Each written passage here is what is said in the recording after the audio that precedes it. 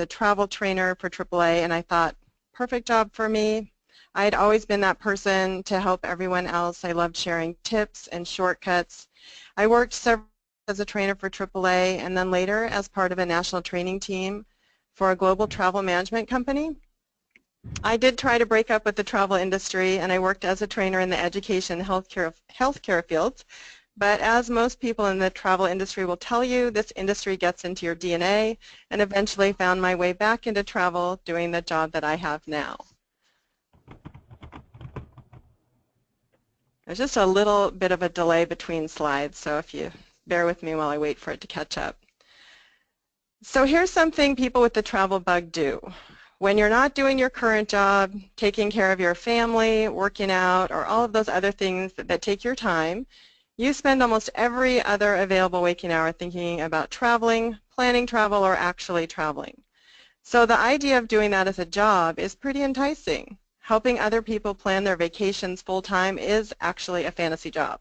Did I mention that you still have to keep traveling too? After all, your clients are going to expect that you've been many of the places you're booking, that you've been on that ship, or at least visited their hotel. So, of course, you can't go and see everything, but it's probably on your list.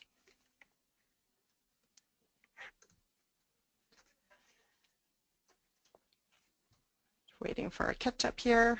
Okay, so I included this slide. This is very, very recent. I think it came out last week, because even though you're thinking of becoming a travel agent, you might not actually be using one, and I completely understand this because I know that you love the planning process, and I'm not going to hold that against you. But this is really important for you in your journey to find out more about becoming a travel agent.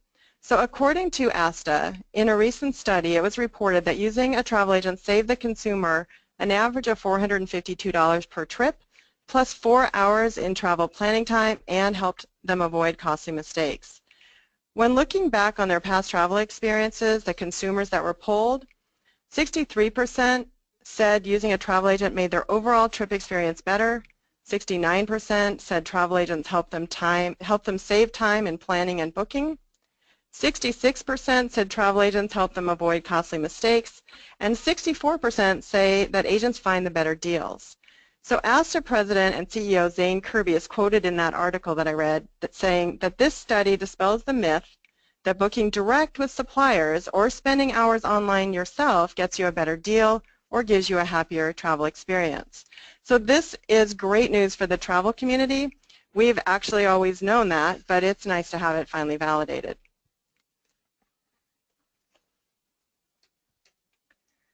You might be wondering exactly what a travel agent can provide for a client. So being a travel agent will mean you have to be patient because guess what? Your client's plans will change, and sometimes they're just going to change their minds. So it's good to remember that you're their travel agent and this is what you do.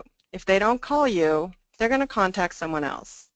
As a travel agent, you may be taking care of every part of your traveler's needs. Some agents might even arrange their clients' transfers from their home to the airport.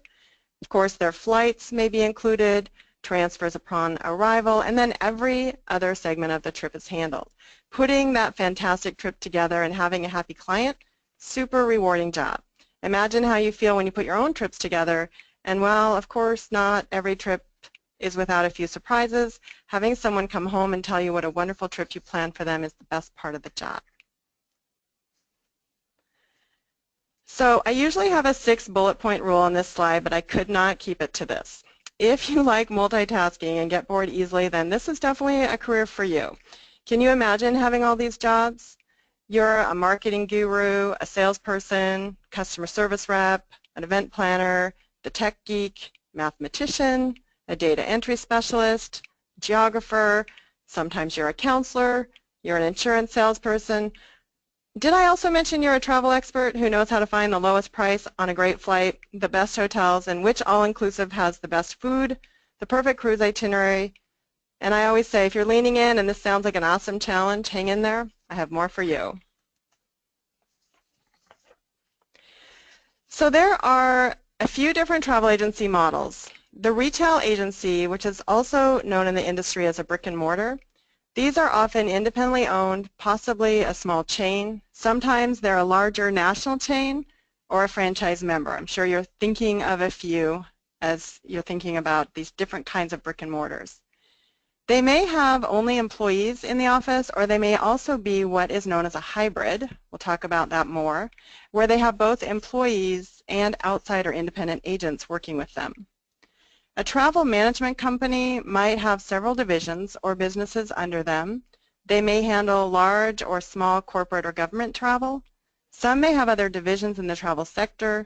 They may have in-house call centers or even a virtual call center where employees work from home offices, but they're linked to the main office by computer. Just so you know, most virtual call center agents started in-house, and because of their skills and experience, they're able to work remotely without any desk-side assistance. The next one is the online travel agency, which focuses most of their sales direct to the internet consumer. It's possible that many of you have been customers of one or more of the larger ones. They do have in-house support and possibly even agents that will take calls and make reservations. And finally, the fastest growing agency model, the independent agency.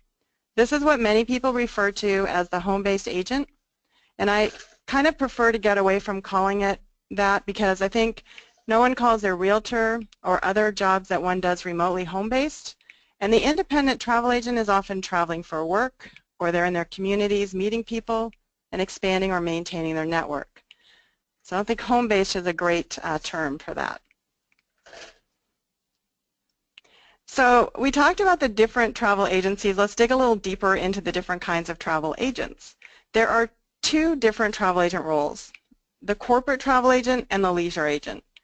Typically, an agent or an office is set up to do one or the other, but on occasion you will find a travel agent or agency that does both. So as a corporate travel agent, you will almost exclusively book air and hotel reservations. In addition, you may also arrange for car rentals, sometimes rail tickets, or airport transfers. Within the traveler's reservation, you may also be responsible for entering reporting information with all kinds of data that the client's firm has requested in their contract with the agency. It can be really fast-paced. It's oftentimes sensitive. Your employer may have an expectation that you complete an average number of transactions each month, that you also exceed the average call handling time. You must have excellent customer service and a super high level of accuracy. The revenue for a corporate agency is primarily based off of volume, and so you're going to be charging a fee for every transaction, and this is where much of the corporate travel agency revenue comes from. The biggest learning curve is the technology and learning the airline rules, especially if your client is booking a lot of non-refundable coach airline tickets. These are complex and take time and patience to learn. The compensation and benefits of a corporate agent can be excellent, and the more experienced that you are, the higher your salary, so this can be a great job for the right person. Moving on to your leisure agent, you have a very different job.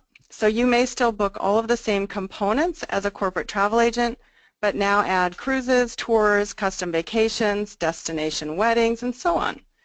So most of your revenue comes from commissions, although more and more agents are adding professional fees.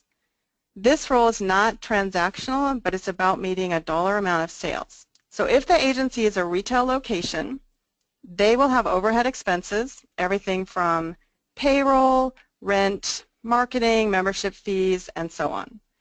The hope of the agency owner is that an agent's sales will cover their salary and a portion of the overhead while eventually adding to the profits of the business. So this means that starting out, you're pure overhead until you start selling a significant amount of travel. Your agency is probably hoping that you'll bring in 2 to 3 times your salary in order for them to start seeing a profit, and we're going to break that down a little bit later. As a leisure agent, you're expected to experience products and destinations, so there are usually more travel perks. I want to talk about the difference between being an independent agent and an employee. Most new independent agents will usually focus on leisure travel, but they can be either leisure or corporate. When I interview the applicants to our training program, I ask if they know if they want to be an employee of an agency or if they want to be an independent agent. You might know exactly what you want, or you might be leaning one way or the other and still need more information. As an independent agent, you basically create your small business first, then you're also a travel agent. You get to name your agency, design a logo, create some kind of internet presence so people can find you. The independent agent has some pros. You get to set your own schedule. I say quote-unquote unlimited time off, or you can be mobile. You own your clientele, and this can be perfect for some people. There are also some challenges. No office mates, maybe the dog, no paid vacation. It can be a very unsteady paycheck. Your benefits are on your own, and for this it might not be the right fit for everyone. So depending on where you are in your life and your goals, maybe even your personality, being an independent agent might be exactly what you're looking for.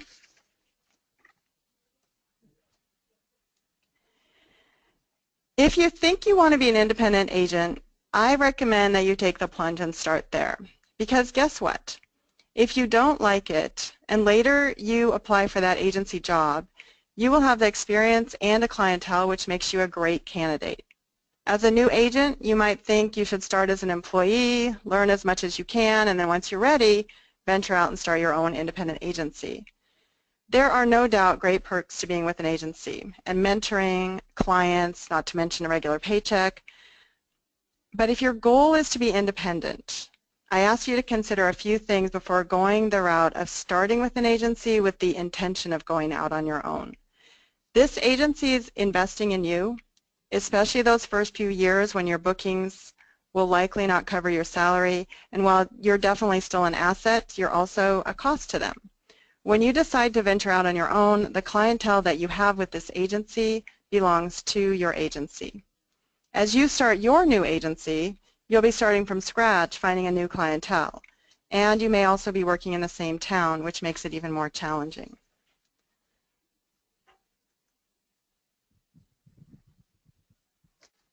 If you decide that you want to be an independent agent, and I mentioned that you're setting up a small business, you do have to fulfill whatever licensing your state, county, or city requires. You do have to pick a name and build your brand, and you're in charge of your marketing. Agency credentials are required by most suppliers in order to make reservations on behalf of a client. They'll want to track your bookings, and that's how you get paid a commission. The main entities that provide these are ARC, IATA, and CLIA. Have I mentioned that we turn acronyms into words in the travel industry? So all of these have requirements, and there are costs involved to obtaining them. Once you have all your ducks in a row, you can begin to make bookings on behalf of your clients. It's a big responsibility, and as you've probably discovered, there's not a ton of clear information on how it works on the internet.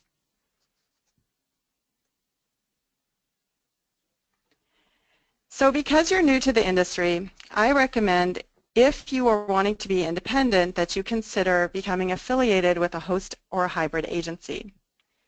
This is a great way to start, and as your business grows, you can decide if the affiliation is working for you. This seems like totally different advice than I just gave you about working with an agency, but this is because you're now an independent agent. You have taken it upon yourself to learn the business, and you're not an employee. As an agent who works on commission, you'll fill out a W-9, and you're considered an independent contractor. Sometimes you'll hear them called ICs. Sounds like another one of those acronyms we turn into words. At the end of the year, you'll get a 1099 from your agency stating the amount of commission they paid to you for you to submit with your tax return. You get to use their credentials. To your clients, you might be Andrea's Wonderful World of Travel, but when you contact the supplier, such as a cruise line or a hotel, you are Andrea, an agent with your affiliated agency. This has some advantages when starting out because out the gate, you qualify for whatever commission level your agency has negotiated, even if this is your first ever booking with them. Instead of the lowest tier commissions, you could be earning 15% or higher. So a few questions to ask yourself. If you say yes to most of or all of these, then you're probably looking at the right career. I know, hard to believe, but when I was very young and still in high school, I took one of those insanely long aptitude tests, and guess what? I tied for a career as a travel agent or a teacher. I always think that's kind of ironic. Most people in this industry will agree that there are some key traits that make you better suited for this job. Definitely a passion for travel, a desire to help people travel and have great adventures, also be able to multitask and be detail-oriented.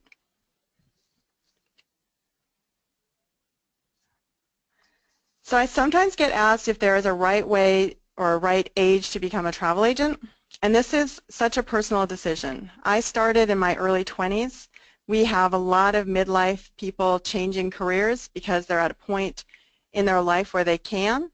We also have parents who are looking for a new career after being home with their kids, and we've even got retirees looking to supplement their incomes. In my opinion, age has very little to do with success, and while there are so many traits that help, in the end there is a fearlessness or a confidence, whether it's real or pretend, which seems to be one thing we wish we could clone among our students. Let's talk about salary. Sometimes people don't like to talk about how much money they earn, but when you're starting something new, I think it's important that you know these things. So according to the U.S. Bureau of Labor and Statistics, the average salary in 2014 for a travel agent was $34,800. But I learned that this number apparently does not necessarily include your commission, so it can be a little bit deceiving. So I called a friend who works in Seattle the other night, and she told me as a top producing agent she's earning just over $60,000, plus she's going on a European river cruise that she won this fall. Independent agents who work on commission only might start by making a few $100s in their first year to making six figures eventually. I know this to be true because I asked agency owners who send out 1099s on these agents. To give you an idea of commission revenue, if you wanted to earn $50,000 in commissions, you need to sell around $500,000 in commissionable travel. This number is flexible depending on the amount of commission the supplier is paying, if you have a split with your agency, and also if you're charging fees. If you charged, say, a $200 professional fee or booking fee to 50 of your clients, that's an additional $10,000 a year, which is not a bad salary bump. If you're an independent agent, it's also important to note that frequently commissions are paid after final payment or after the trip, which in some cases can be months after the initial sale. That's the inconsistent part of your paycheck. You probably want to know what to do next. So depending on what your goals are, continue to do your research. You're here today, that's a big part of that. It's a good first step. Might not even be your first step. If you want to work at an agency as an employee, meeting your local travel agencies should be part of your research. Compile a list of local travel agencies and plan a visit to check them out. Whenever you walk into any small business, how you're greeted is really a good idea of the culture in that organization. Does the manager or the owner have a few minutes to talk with you?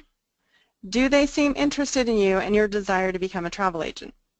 You may find that this agency is a potential opportunity for you, or you may decide that it's not a good fit.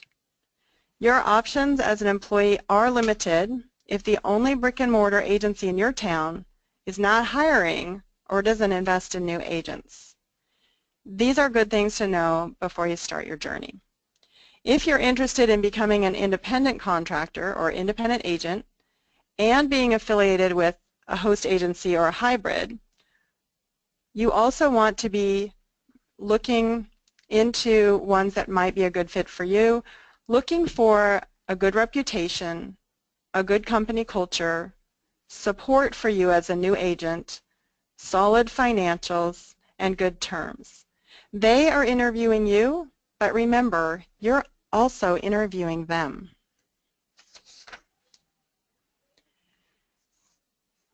One of the big mysteries around becoming a travel agent is that you don't need to be certified to be a travel agent. Not in the United States. You do need credentials that are provided by ARC, IATA, or CLIA, and your state may require a seller of travel license. When it comes to getting the foundation you need, it is recommended that you get some formal training. If you're hoping for a classroom setting, your best bet may be to check your local community college. The course may be continuing education or for credit, but either way, check that it's designed for the travel agent, as a hospitality or tourism degree may be too generic and not give you the tools that you want. There are a few online training programs, and do make sure their content is current and specific to training travel agents. There should be someone that you can talk to, and ideally the instructor has a travel background. Specialized training can be found with ASTA, the Travel Institute, CLIA, through some agencies and consortia such as Virtuoso. I recommend trying to attend travel conferences each year, as these are great opportunities for networking and education. Remember how I told you we like to use acronyms and turn them into our words? You may have heard the term GDS or at least seen it. So GDS stands for Global Distribution System. This is the system used by many travel agencies to quickly find, book, price, and issue airline tickets and more. And you can learn more about this in detail in the ASTA PDF, Becoming a Travel Agent. Learning the GDS is complex because not all agencies use the same one. While they all have a similar language, they're not the same. The challenge is picking one and learning it before you start your new job. How do you know which system your new agency will even use? It is a barrier for some agents in terms of getting hired in an agency, but it's not necessarily a barrier to being independent. Agencies, they may love to hire new agents, but access to good GDS training is limited typically to online and teletraining.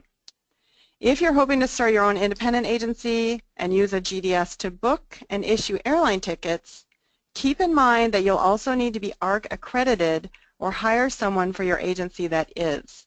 I'm going to defer that back to the ASTA Becoming a Travel Agent PDF. There's definitely more detail in there.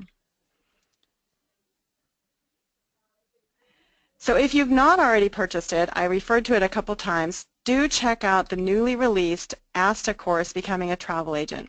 You can find it on the asta.org website. You've already been out there to register for this class. It's a great amount of important information all in one place. You'll also find a coupon for $50 off the first module of our travel agent training program in the PDF.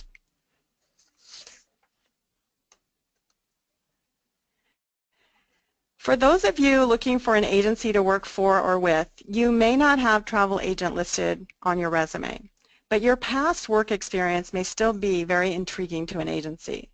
The list we covered earlier, the lots and lots of bullet points, tells you that a travel agent has many roles, and you may have experience in several of those already.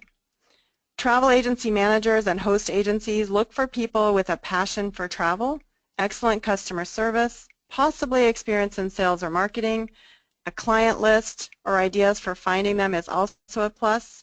And since most of you have probably already traveled, the more extensively the better. A few tips here at the end. Most of these organizations listed here will let you come and try them out before you actually become a travel agent. The more you can connect with other travel professionals and professional travel organizations, the more you will learn. Engaging in this industry fully for the best results. It's a wonderful and fun place to be, and according to an ASTA member survey, 93% of travel agents are happy with their chosen profession, and you can't beat that. Just a little bit about ASTA. As you know, this webinar was hosted by ASTA, but you might not know just how important they are as a professional association for the travel industry. Remember how we turn acronyms into words? The American Society of Travel Agents, which we call ASTA, was established in 1931, and it's the largest and most influential travel agency trade association.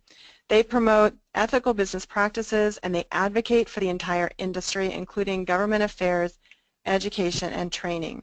Their members include travel agencies, travel agents, suppliers, tour operators, hotels, car rental firms, travel schools, and you, the future travel professional. Owned by ASTA, the National Association of Career Travel Agents, also known as NACTA, was established in 1986 and is dedicated to providing education and training and networking to support the independent travel professional. NACTA members include that independent travel agent, host agencies, and industry suppliers. It's one of the things that I am deeply, deeply passionate about. So I hope that this time has been valuable to you. I'm really grateful to have had the opportunity to take some of the mystery out of becoming a travel agent. Do check out our website. If we can be of any assistance to you and your journey, we are at your service. Thank you so much. Thanks, Heather. This is Andrea again, and if you don't mind, we do have one question here that I think is pretty relevant, and it's asking about the difference between ASTA, the American Society of Travel Agents, and IATAN. Maybe you can go over what IATAN stands for. That's a really good point, and the PDF does have a great section on that. The International Air Transport Association. Also, you can, some people say it's the IATAN. There's two different things. So the International Air Transportation Association is someone that credentials travel agencies. They can credential you to sell travel, but they can also help credential you to sell air. ASTA does not credential you, not in the way that you need to sell travel. IATA is one of the three main organizations that you have to have the credentials with to sell. As I mentioned, you have CLIA, the Cruise Line International Association, which is cruising.org.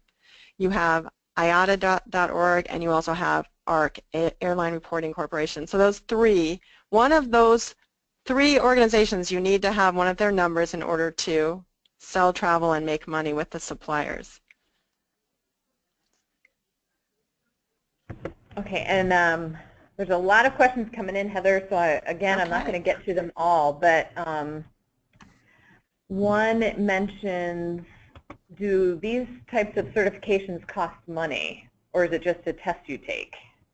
If you're talking about you think you're talking about the credentials, the ARC, CLIA, or IATA, those definitely cost money. And frequently, in addition to costing money, there may be testing, there may be financial qualifications, there may be bonding. So there's different, each one has a different level of requirements. And also, if you are selling air, there's even more stipulations on that. That's one of the reasons if you're considering opening up your own agency or being an independent, being affiliated with another larger agency can sometimes take the pain out of that in the beginning because you can use their credentials. Okay, Heather, I'm just slowly going through some of these. There's so many coming in at one time. So again, for those that are sending questions, if I don't get to yours, you will not be ignored. So a lot of you are asking about where you can get the PDF that Heather's been mentioning. So if you go to www.asta.org, and under Education and Careers, it's How to Become a Travel Agent. And it's downloadable for $15, as we said, and there's also the course, which includes that. So, so that's a reminder for that. And as well as people are asking about the webinar being recorded, yes, we have, and we will do our best also to make the PowerPoint available as well. So just stay tuned, everybody, for more information to come, and because you are an attendee or had registered, you will get an email notification when these things are available. So.